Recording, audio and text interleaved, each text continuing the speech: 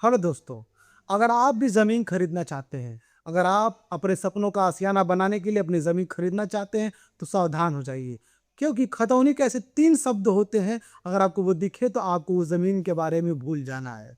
साथ में आपको ये भी हम बताएँगे कि कौन से ऐसे तरीके हैं, जिस तरीकों को अगर आप फ़ॉलो करेंगे, तो उस तरीके से एक आप सेफ़ तरीके से और सही तरीके से ज़मीन खरीद पाएँगे। जिससे उस आपकी जो आप ज़मीन खरीदेंगे, उस पे कोई और हस्तक्षेप नहीं कर पाएगा, कोई फ्रॉडिया या फिर भले ही सरकार क्यों ना हो।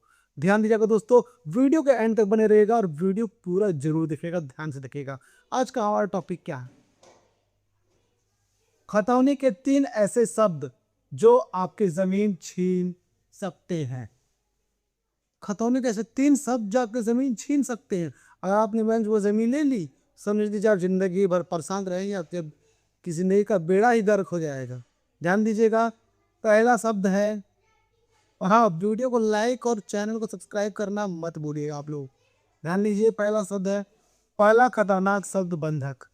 अगर आप खतौनी चेक कर रहे हैं, अगर खुद से पढ़ रहे हैं, तो अगर आपको बंधक शब्द उसमें दिख जाए, खातेदारक की बात, तो आप ये समझ जाइए कि वो ज़मीन को किसी कर्ज के बदले बंधक रखा गया है, यानी कि गिरवी रखा गया है। और इन मामलों में कई बार ऐसा देखा भी गया है कि अगर वो कर्ज टाइम से चुकाया ना गया, तो ज़मीन आपकी नीलाम हो भी सकती है या फिर आपसे छीन सकती है। और वहीं कोई फ्रॉड या कोई एजेंट आपको दिखा देता है, उस ज़मीन को आप ले लेते हैं, इसे फॉलो नहीं करते और रजिस्ट्री करा लेते हैं। बाद में आपको सरप्राइज़ मिल जाता है। सरप्राइज़ मिलता है क्या? बंधक की के रूप में, कि ज़मीन आपकी बंधक के रूप में हो। आगे बढ़ते हैं। दूसरा खतरनाक शब्द है विवादित। दोस्तों, विवादित नाम सुनकर ही पता चलता है कि उस खतौनी में अगर विवादित लिखा हुआ है, तो समझ में आता है सीधा कि कोई विवाद है। जाहिर सी बात है, कोई विवाद है। अगर आप विवाद वाली ज़मीन दे देते हैं, तो आप तकरीबन विवादित ज़मीन ही नहीं, आप उस ज़मीन का परेशानी भी अपने सर मोल लेते हैं। जो ज़मीन पर सालों से केस चल रहा है, उस ज़मीन को आप सालों से तक आप खुद अब लड़ेंगे।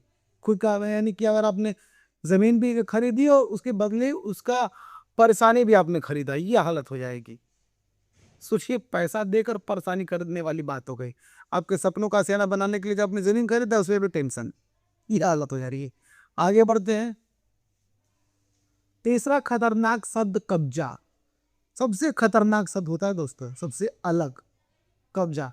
यानी कि वो ज़मीन जो कि खातेधारक, जिसके नाम की ज़मीन है, उसकी तो है, लेकिन उस ज़मीन पर कब्जा किसी और का है। ज़मीन का मालिक कोई और है, लेकिन उस ज़मीन पर कब्जा किसी और का। यानी दोनों सूरतों में मालिक भी है और कब्जेदारक भी अलग तरीके से है। तो ये शब्द अगर देखने को मिल जाए, तो समझ जाइए कि वो ज़मीन लेने लायक नहीं है। ये ऐसे 3 ही शब्द हैं, छोटे-छोटे शब्द। बंधक, विवादित, विवादित भी लिखा होता है, कहीं-कहीं वाद भी लिखा होता है, और एक कब्ज़ा।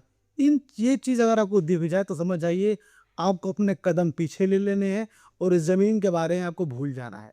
या फिर अगर आपने अभी अगर इसे रिलेट करते हैं आप, आपने ज़मीन ली हुई है और अचानक आपको ये सब शब्द दिख जाते हैं, तो इसको आप हल्के भी मत लीजिए। तुरंत एक पिटीशन दायर कीजिए कोर्ट में, सिविल कोर्ट में, और केस लड़िए बढ़िया तरीके से। आगे बढ़ते हैं दोस्तों। अब आपको हम बताएंगे कि ऐसा कौन सा तरीका है जिसको अगर आप फॉलो करेंगे, तो आप एक सही और सेफ तरीके से ज़मीन ले पाएंगे।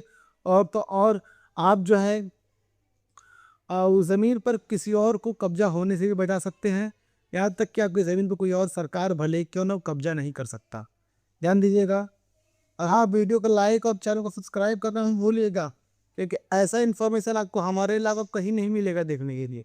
ध्यान दीजिए, आपको लेना है सबसे पहले खतौनी।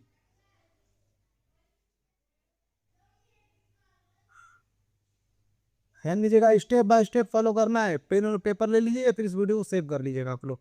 खतौनी, खतौनी क्यों, रजिस्ट्री पेपर क्यों नहीं? कई लोगों के मन में सवाल ये आ रहा होगा। दोस्तों, रजिस्ट्री पेपर जमीन खरीदने का एक जरिया है, न कि वो मालिकाना हक साबित करने वाला कागज। खतौनी है, खतौनी का मतलब ये कि राजस्व विभाग का वो रिकॉर्ड जो साबित करता है कि जमीन के मालिक आप हैं। याद रखिएगा, खतौनी लेना और जाना सीधा आपको वकील के पास, और वकील को देने हैं 500 रुपए, 500 से 1000 रुपए। वकील के पास क्यों जाना है? क्योंकि आपको अपने डॉक्यूमेंट पर जो खतौनी आप लेकर गए उसके पास, उसका मुआयना करवाना है। क्या करवाना है? मुआयना।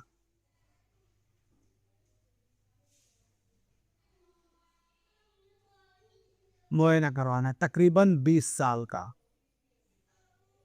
20 साल तक कुल 2 फसली तक सिरे से करवा लीजिएगा।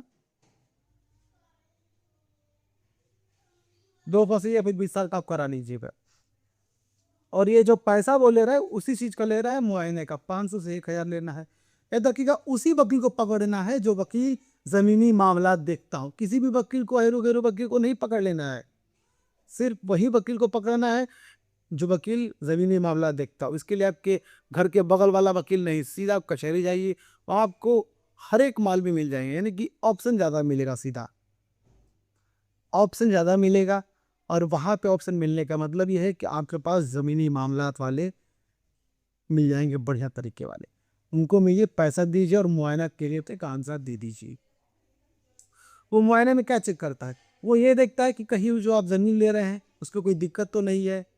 यहाँ तक कि कोई विवाद परेशानी, लोन, सारी चीज़ें वो चेक करता है जो कि आपको भविष्य में दिक्कत परेशानी का हो सके, या फिर अभी आपको दिक्कत परेशानी हो सके, फ्यूचर में भी कोई दिक्कत ना हो सके। वो सारी चीज़ें वो चेक करके देता है। यही ज़मीन की पूरी तरह से जन्म कुंडली। अगर मान लीजिए आप कहीं भी, मुआयना कराना बहुत अच्छा ज़रूरी है दोस्तों। क्योंकि अगर आप जब अपने बच्चों की शादी करते आए हैं या फिर आप खुद की शादी करते हैं, तो आप पंडित जी से 36 को 36 गुड़ मिलाते हैं, तब आप साबित करते जन्म कुंडली मिलाते हैं। तो सेम वही चीज आपकी को, आपके हैसियत को, अरे आपकी शख्सियत को जमीन के कुंडली से मिलाना है कि आप फिट बैठ रहे हैं कि नहीं। सेम वही चीज करना है। जन्म कुंडली निकलवाई, 36 को 36 गुड़ मिलवाए, तब आप जमीन लीजिए। वकील यहाँ पंडित का रोल निभाता है। 36 को 36 गुड़ ये मुआयना करना है, उसको कीजिए। उसके बाद अगर मान लिया वकील बोल देता है कि इसमें दिक्कत हो, कोई परेशानी है, बता देगा आपको, तो आप सीधे अपने कदम पीछे ले लीजिएगा। वो जमीन कितने भी सस्ते क्यों ना मिले, कितना भी सस्ता एजेंट क्यों ना दिखाए आपको, आप वो जमीन के बारे में भूल जाना है। लेना ही नहीं है, भूल जाना एकदम, पैर धो के निकल जाना है पीछे सीधा। कितना भी सस्ता क्यों ना मिल जाए, कितना भी वहाँ उस जमीन में अगर 50 लाख रुपए जमीन का रेट चल रहा होगा, आपको एजेंट बोले कि वो आप 5 लाख 6 लाख ही मिल जाएगा, तब भी आपको नहीं जाना है। और अगर वकील बोल देता है कोई दिक्कत नहीं, बहुत अच्छे तरीके से है, जमीन आप ले सकते हैं, फ्यूचर में कोई दिक्कत नहीं होगी, तो मुबारक हो आपको, जमीन का मुआयना हो चुका है। अब आपको करना है कब्जा। कब्जा करने के लिए आपको आना है जमीन के सीधा प्लॉट पे, जो जमीन आप खरीदने वाले हैं उस जमीन की। और वहाँ बुलाना है उस एजेंट के माध्यम से, या फिर क्या नाम है, डायरेक्ट अगर आपकी मालिक से बात है तो मालिक को बुला दीजिए और कहिए ना, मुझे भाई साहब लेना है यहाँ तक कब्जा। क्या लेना है? कब्जा लेना है। याद रखिएगा, मैंने अभी भी पैसे का और रजिस्ट्री का नाम नहीं लिया, तो आपको भी ज़्यादा नहीं सोचना है, कब्जा लेना है। कई मामलों में ये होता है कि बिना पैसे का लोग कब्जा नहीं देते, तो 25-50 हज़ार रुपये दे दीजिए, उससे ज़्यादा मत दीजिए आप। और दे दीजिए, स्टाम्प पेपर पर लिखवा लीजिए और कब्जा लेने के लिए पहुँच जाइए। कब्जा लेने का मतलब ये नहीं कि आप ज़मीन पे खड़े हो गए और आपने चिल्ला चिल्ला के बोल दिया कि, माइक ले दिया, लाउड स्पीकर में आवाज़ कर दिया, आपने ऐलान कर दिया कि आज से ज़मीन हमारी है और ये ज़मीन को खरीदते हैं, ये हमारी हो गई। ऐसा नहीं होता है। कब्जा लेने का मतलब होता है चौतरफी पूरी पक्की तरीके से बाउंड्री कराना। खंबा ये मत गड़वाइएगा, सीधा बाउंड्री करवाइए। 2 फीट 4 फीट जितने आपके हैसियत है उसके हिसाब से आप करवा सकते हैं। उसके दौरान ये पता चलेगा कि ये तो जेन्युइन तरीका भी है। और एक और इससे ये फायदा होगा कि जो परेशानियाँ, जो मुकदमे, जो विवाद जो कि पेपर में नहीं होता है, वो ज़मीनी तौर पे होता है, वो लोग सामने हो जाएंगे। यानी कि जितने भी शैतान लोग रहेंगे, भूत वाले लोग, भूत परस्ती और लोग सामने आ जाएंगे। और आप जो है थोड़ा सचेत हो जाइएगा। अगर ऐसा कोई विवाद आपको सामने देखने को आता है, आपको कब्जा लेने के लिए मना करते हैं, लोग नहीं लेने देते हैं, क्योंकि वहाँ मालिक भी खड़ा रहेगा। तो आपको तुरंत जो आपने पैसे खर्च किए हैं, जो पैसे आपने उसको दिए हैं, सीधा वापस लेके अपने कदम पीछे रख दीजिएगा और हाथ खड़े कर दीजिएगा कि मैं ज़मीन अब नहीं लूँगा। और अगर कब्जा लेने में कोई दिक्कत नहीं होती, आप सेफ और सही तरीके से जमीन ले पर कब्जा कर लेते, तो मुबारक हो, रजिस्ट्री से पहले आपने सही और सेफ तरीके से जमीन पर कब्जा ले लिया, पहला कदम। अब आपको आना है बैंक। बैंक आना है और आपको वहां से करना है RTGS। दोस्तों, आपको सिर्फ और सिर्फ बैंक के माध्यम से पैसे ट्रांसफर करने हैं, ना कि आपको कैश देने हैं। बैंक से प्रूफ होता है। RTGS इसलिए करना है कि ताकि आप उस पर, जैसे आप फ़ोन पे, गूगल पे, यूपीआई वगैरह करते हैं पेमेंट। जैसे मान लीजिए कि अगर आपने इलेक्ट्रिसिटी बिल जो है आपने पे किया, तो आप उस पे लिखते हैं और एक नोट भी लिख देते हैं पेमेंट डालने के बाद नीचे कि मैंने इलेक्ट्रिसिटी बिल पे किया या फिर फॉर इलेक्ट्रिसिटी बिल, आप ऐसा लिख देते हैं। तो सेम वैसा ही आप आईआरटीजी से भी लिख सकते हैं फॉर्म पे कि मैं किस पर्पज़ से ज़मीन ये पैसा ट्रांसफ़र कर रहा हूँ सामने वाले को। आप लिख सकते हैं ज़मीन लेने हेतु, तो वो बैंक रिकॉर्ड में सामने रहेगा। उसके बाद आपको आना है ज़मीन पर रजिस्ट्री के लिए कचहरी जाना है। आपको लेना है क्या, रजिस्ट्री। और रजिस्ट्री लेने का मतलब नहीं गाय मुँह उठाएगा बस रजिस्ट्री हो गई, नहीं।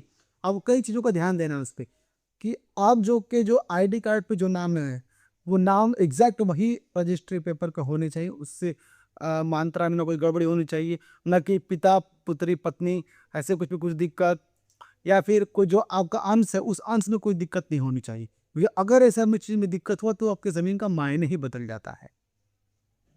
और समय रहते लोग उसका सुधार भी नहीं करवाते हैं, संशोधन भी नहीं करवाते हैं। उसके लिए करना है क्या है कि जो आदमी टाइप कर रहा है, जो स्टैम्प पेपर पे जो लिख रहा है, उसके बगल में आप बैठ जाइए और इन बातों का आप ध्यान दीजिए कि वो, और आप ये मेक श्योर करिएगा किसी कोई दिक्कत ना हो। और कहिएगा उससे कि भाई साहब आप थोड़ा स्लो टाइप कीजिए और एक-एक चीज़ों को आप अच्छे से भरिए, कोई दिक्कत नहीं हो। क्योंकि अगर वहाँ गलती नहीं होगा तो अंदर कंप्यूटराइज़ करने में, खतौनी पे नाम चढ़ाने में भी दिक्कत नहीं होगा। अगर ऐसा कर लेते हैं तो बहुत ही अच्छी तरीके से, अच्छी बात है।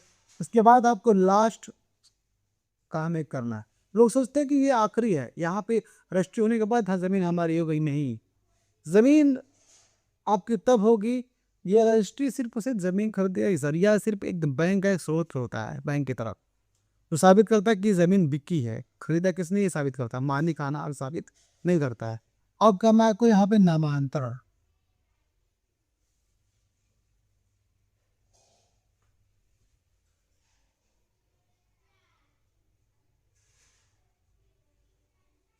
नामांतरण रजिस्ट्री के बाद नामांतरण क्या होता है, इसी को दाखिल खारिज बोलते हैं, इसी को म्यूटेशन बोलते हैं।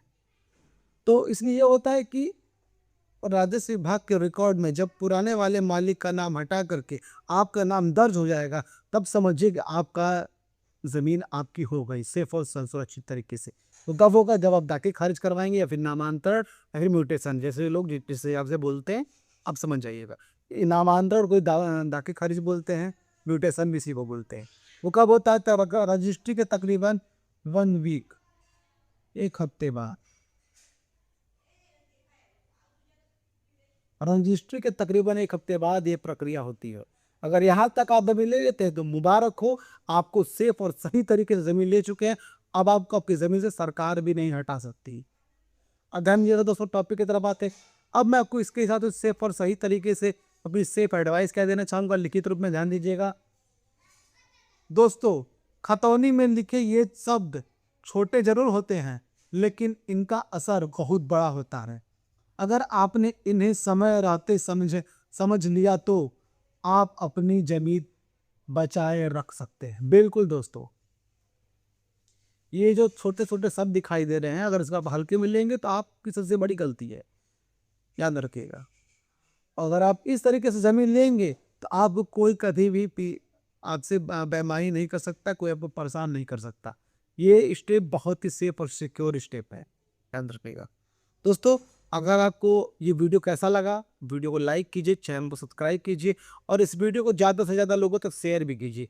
सभी लोगों को यह बात पता होनी चाहिए कि ज़मीन के ऐसे कौन से तरीके हैं जिस तरीके से आप ज़मीन सेफ और सुरक्षित तरीके से ले सकते हैं, या फिर उनको ये भी पता चलना ज़रूरी है खतौनी के ऐसे कौन से शब्द हैं जो कि सभी को पता होने ज़रूरी है, जो बहुत छोटे से देखने में ज़रूर होते हैं लेकिन बहुत ज़्यादा खतरनाक होते हैं।